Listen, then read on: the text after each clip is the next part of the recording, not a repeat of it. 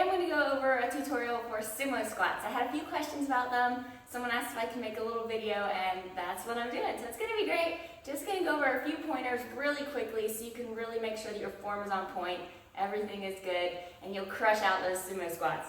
Alright, so the difference here between a sumo squat and a regular squat is your foot position. So your feet are going to be positioned wider than your hips, just like sumo wrestler, you know. Think that, wide feet, there you go. What's really important here is that your knees and your toes are going in that same direction. You don't want your knees going in and your toes going out. That puts lots of added stress, and you don't want that.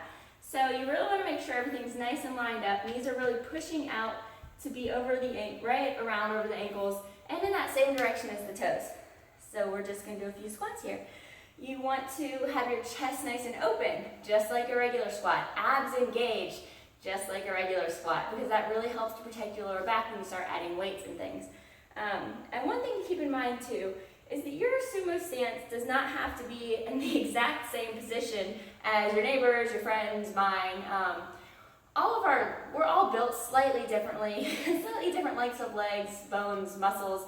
So, I mean, your stance may be a little bit more in, whereas someone else's is a little bit wider. So you need to just remember, it doesn't have to look exactly like someone else's. Adjust your feet to what's most comfortable for you. But keeping in mind these tips about forms and things like that. All right, here we go. We are going to do a few sumo squats. So weight is in our heels and the balls of our feet. It's out of our toes, just like a regular squat. Chest is open, abs engaged, and again, sitting back and down. So you're still doing that, starting with your butt back and down motion here. Knees are pressing out to be in line with the toes. You're obviously not going to be able to sit back and down as far as a normal squat, where you can really, because of the foot position, just go for it. Just really sitting back and down. Sumo squat's going to be a little bit different because of your foot position. But still, you're starting that movement by sitting back and down, just like that. So abs engaged, chest is open, weight is in the heels and the balls of the feet, and here we go. Knees and toes are going in that same direction, and we're up. Just like this, we are sumo squatting. Here we are. And from the front, wide stance, knees and toes in that same direction. Abs engaged, chest open, and we're gonna sit and press up. So you're really pressing up through your heels here. And you're gonna feel it a lot more in your inner thighs than you will a normal squat.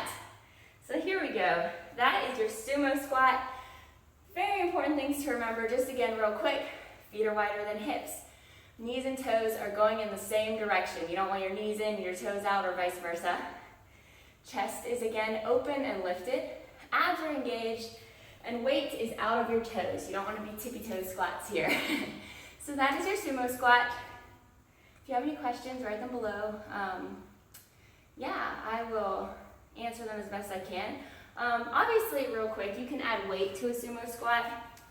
So you can, when you do that, you can add it in different ways. You can hold it here, just like you might a normal squat. You can hold it down. One thing you want to keep in mind if you're holding it down here, though, is not to let it pull you forward. You still want that nice, open, lifted chest, engaged abs. And then you can do one. You can do goblet style, just like that. So obviously there's a lot of ways to weight it, and then you can even go into barbells and things like that. So just keep in mind, especially once you start adding weight, abs engaged, all of these things, all of these tips for sumo squats.